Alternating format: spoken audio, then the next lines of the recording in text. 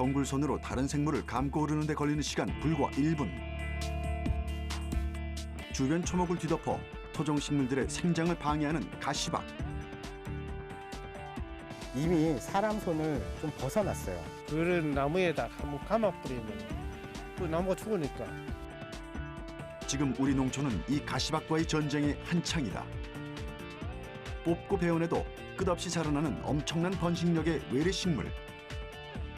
생태계의 저승사자라고도 불리는 가시박은 어떻게 우리 땅을 점령하게 됐을까?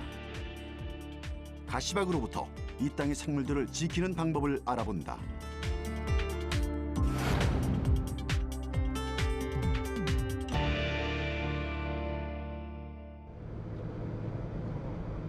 경상남도의 한 마을. 가시박 때문에 피해를 겪고 있다는 농가가 있어서 찾아가 봤다. 낙동강으로 흘러가는 내성천이 땅을 휘감고 돌면서 생겨난 육지 속의 섬 회룡포. 그림 같은 전원 풍경을 자랑하며 많은 사람의 사랑을 받아온 이곳에 대체 무슨 일이 벌어진 걸까? 안녕하세요. 먼저 가시박 때문에 요즘 잠을 이루지 못한다는 농부 김찬수 씨를 만났다. 가시박 얘기 좀 들어왔습니다. 가시밭이 지금 심각하고 있어요. 근심 가득한 표정, 그의 얘기를 들어봤다. 그 나무 가수원 같은 거 이런 거는 뭐 산에 이마 파는 사람들이 피해를 많죠. 그런 나무에다 한번 감아버리면은 그 나무가 죽으니까. 마을의 피해 상황을 파악하기 위해 김찬수 씨와 동네 한 바퀴를 둘러봤는데 이게 나무가 다 죽어버렸어 이렇게. 씨앗이 수십 이렇게.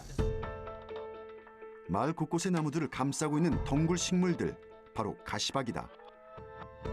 이렇게 잎이 넓은 가시박에 점령된 나무들은 햇빛을 제대로 받지 못한다. 그렇기 때문에 그대로 놔두면 빠르면 1년 안에, 늦어도 3년 안에는 나무가 말라 죽는 것이다. 더 큰 문제는 농민들이 키우는 과수나무 역시 가시박의 위협에 노출돼 있다는 사실이다. 이게 매실나무인데 이게 덮으니까 꽃도 못 피고 이거 열매도 하나도 없잖아요. 이거 지금 요 이게 죽어요 이거요. 이게 제거를 해줘야 돼. 제거를 안 하면은 이거 죽어버립니다. 나무가 이거 보세요. 이게 이 가시밭 이게 눈에 보일 때마다 가시박 덩굴을 걷어내고 줄기를 베어내 보지만 아무리 작업을 거듭해봐도 늘 제자리 걸음이다. 야도 상태에도 야도 숨을 쉬어야 돼. 가시박의 성장 속도가 상상을 초월하기 때문인데 햇빛이 좋고 비라도 내리는 여름에는 하루에 무려 30cm씩 성장한다. 워낙 번식력이 뛰어나 식물계의 황소개구리란 별명도 붙었다. 자신의 영역을 구축하기 위해 독성 물질을 내뿜어 식물을 고사시키고 덩굴손을 통해 영양분을 독점으로 흡수한다. 멀리서 보면 녹음이 울창한 평화로운 시골 마을. 하지만 지금 이곳 농민들은 가시박과 소리 없는 전쟁 중이다. 여기 꽃이라 여기 꽃이 피가지고 동글동글해. 여기 야무래 여기 야무래 가지고 요 가시처럼 이렇게 따닥따닥해. 농민들의 눈엣 가시가 된 가시박. 제거 작업도 만만치가 않다. 줄기와 열매, 날카로운 가시가 있어 제거를 하다 찔릴 경우 피부병을 유발하기 때문이다.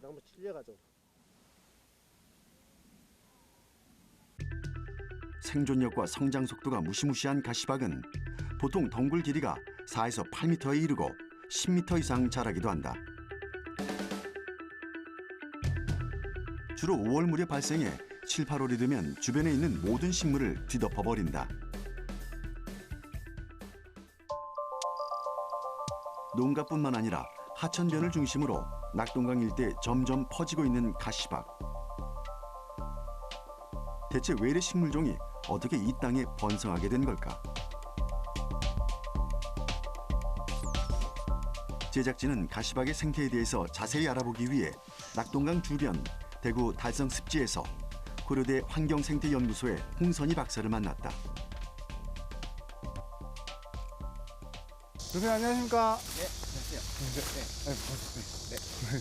네. 지금 어떤 일 하고 계십니까? 지금 가시박 발생 모니터링을 좀 하고 있습니다. 여기 상황이 어떤가요? 여기는 전국에서도 손꼽을 정도로 아주 가시박이 대발생한 지역 중에 하나입니다.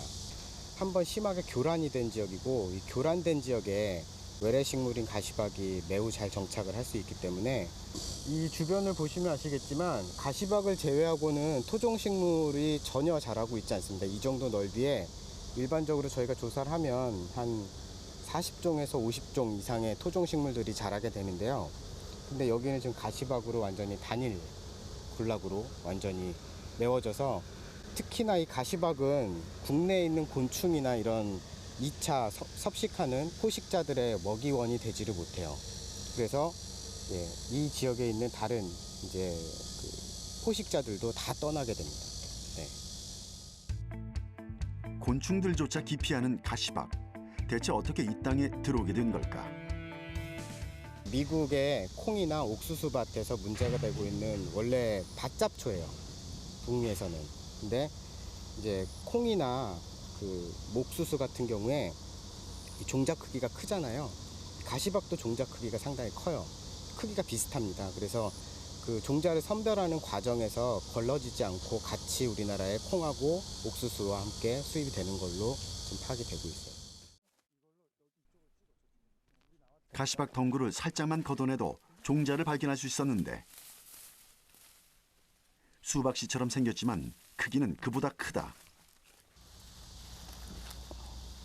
자, 여기 가시박 종자입니다. 이것도 그렇고요. 여기도 가시박 종자가 이렇게.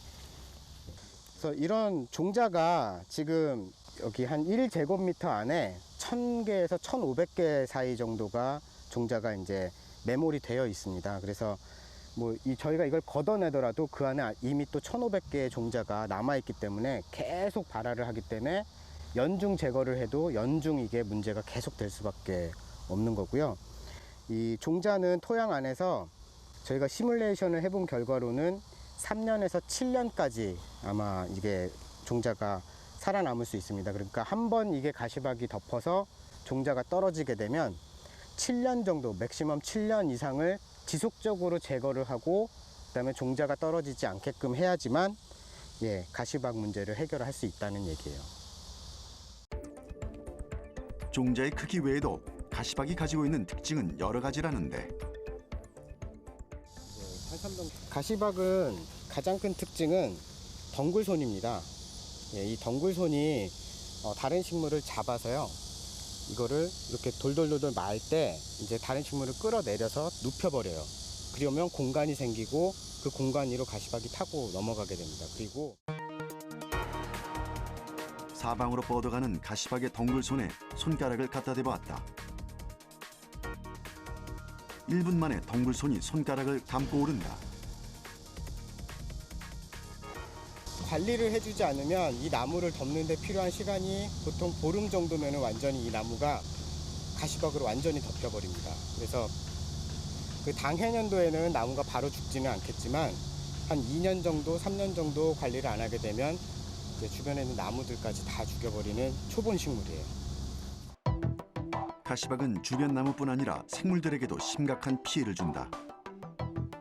곤충들은 토종식물인 환삼 덩굴의 잎을 먹이원으로 삼지만 외래종인 가시박의 잎은 기피하기 때문이다.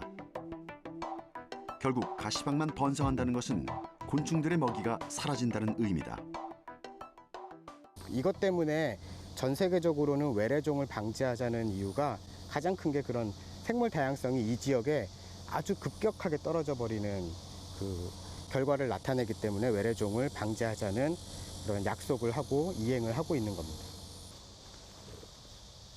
가시박이 외래종이다 보니 종자의 정확한 발화 시기나 그 생태학적 특성에 대해서 아직 연구해야 할 부분이 많다.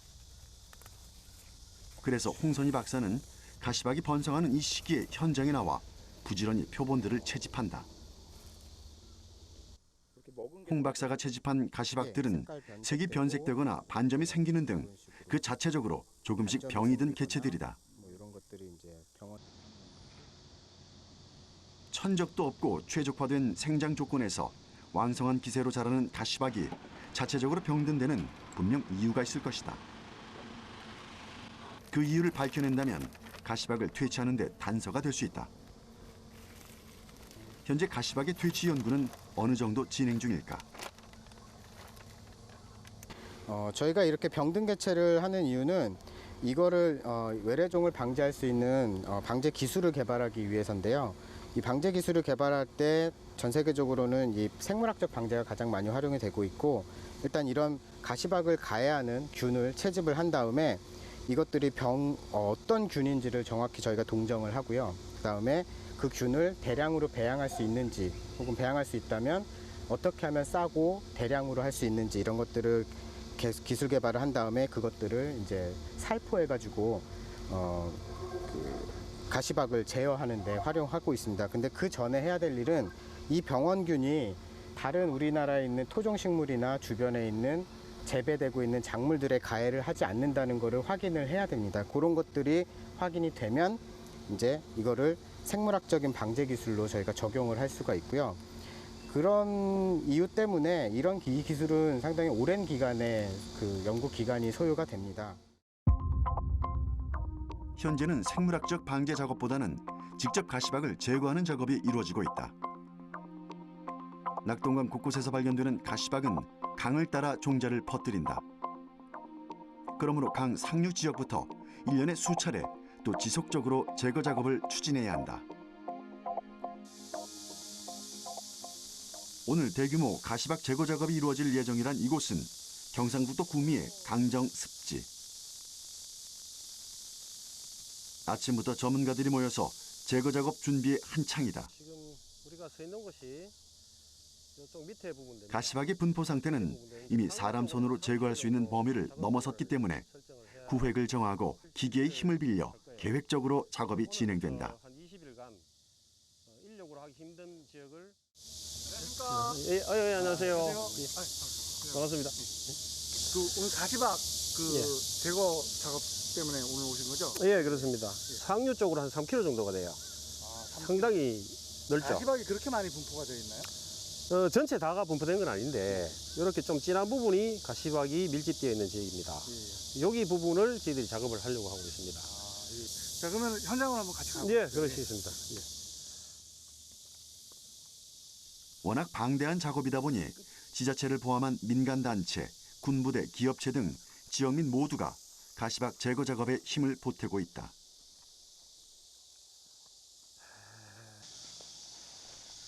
이번 제거 작업은 보름에서 약 20일 정도로 꾸준히 진행될 예정이라는데 제거 작업에 투입되는 비용도 만만치 않다.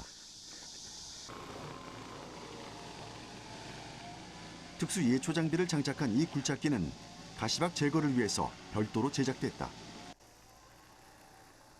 가시박 제거는 인내를 요구하는 작업이다. 성장이 가장 왕성한 8월에 이렇게 제거를 해도 한 달도 안 돼서 다시 무성하게 자라난다. 오늘은 정말 시원한가요, 지금? 그때 다시 제거 작업에 들어가는데 매년 구미시에선 1억 가까이, 대구지방청에선 약 8천만 원 정도의 예산이 투입된다. 다른 광역시도 사정은 비슷하다.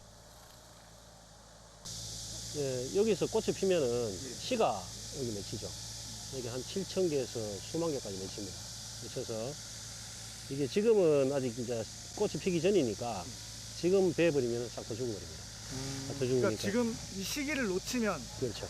씨가 생겨가지고 그렇죠. 효과가 반감하죠.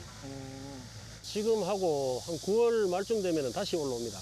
그때 다시 덮으면 다시 한번 제거를 하고 그리고 내년에 모니터링을 해서 다시 제거 지역을 조사를 해서 또 하는 거죠. 외래 생물의 침입은 전형적인 인재로 지적된다. 특정한 목적을 가지고 반입한 외래종을 내버려둔 결과 환경적, 경제적 손실을 가져오는 것이다. 1980년대 오이 등의 박과식물 접목용으로 활용되기도 했던 가시박은 2009년 6월 생태계 교란식물로 지정됐지만 개체수가 줄어들기는커녕 점점 퍼지고 있는 추세다. 올해 7월 기준 경북 지역의 가시박 분포 면적은 약 258만여 제곱미터. 현장에 드론을 띄운 뒤 모니터를 통해서 추정한 면적이다. 최근 가시박이 폭발적으로 증가하다 보니 올해 경상북도는 처음으로 도비 예산까지 투입해서 가시박 제거 작업에 전력을 다하고 있다. 특히 매년 조사 때마다 달라지는 가시박 실태를 막기 위해 가시박 지도를 만들어 집중적으로 관리해야 한다는 필요성마저 대두되고 있다.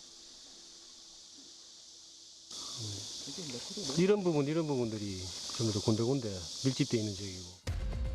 드론을 통해 구미 강정습지의 가시박 분포를 살펴본 결과 이미 상당히 많은 곳에서 가시박이 자라는 것을 확인할 수 있었다. 오늘 현장 실태 조사 결과는 어떨까? 이 지역은 작년에도 제거 작업을 실시를 했습니다. 실시를 했는데 작년과 비슷하거나 약간 한 10% 정도 늘어난 것 같아요.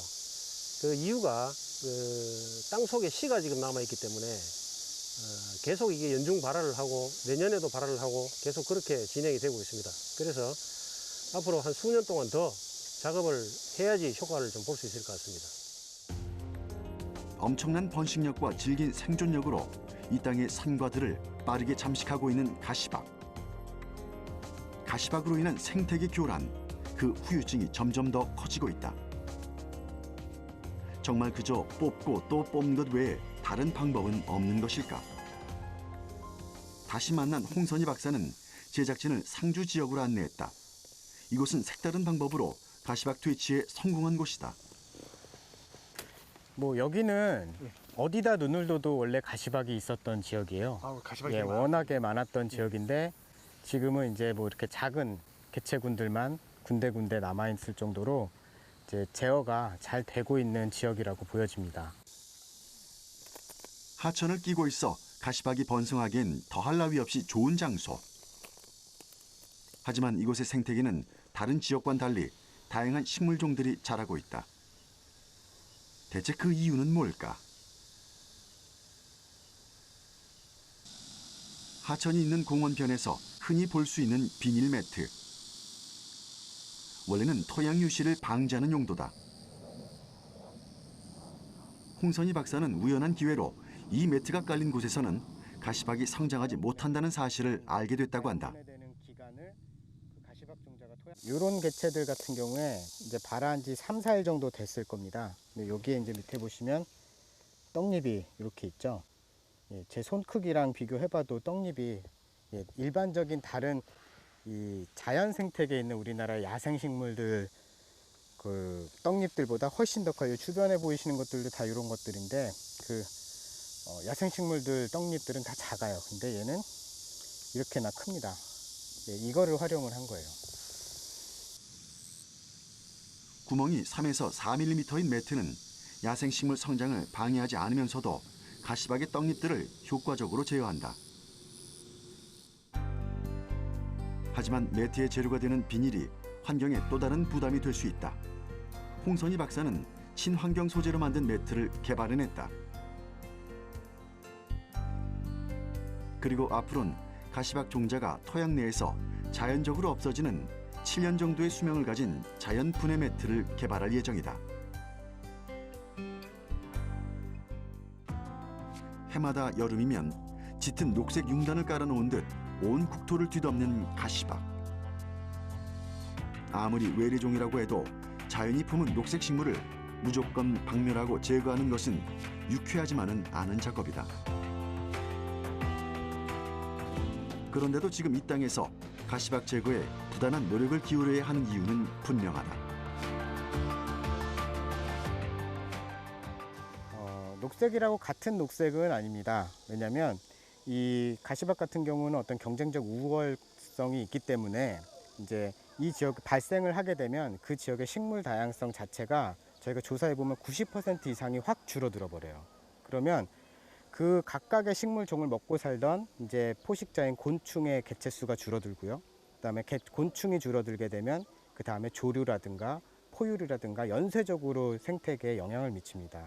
저희 생태학자 입장에서 봤을 때는 이미 사람 손을 좀 벗어났어요. 그 정도로 발생이 너무 많고 사람이 손이 안 닿는 지역들도 많고 그런 안 닿는 지역들은 놔두게 되면 나중에 계속 씨앗 공급처로서의 역할을 하게 됩니다. 그렇기 때문에 이 지역들을 이제 제거하는 데 있어서 지금 현 상황에서의 어떤 기술 개발이 상당히 필요한 시점입니다.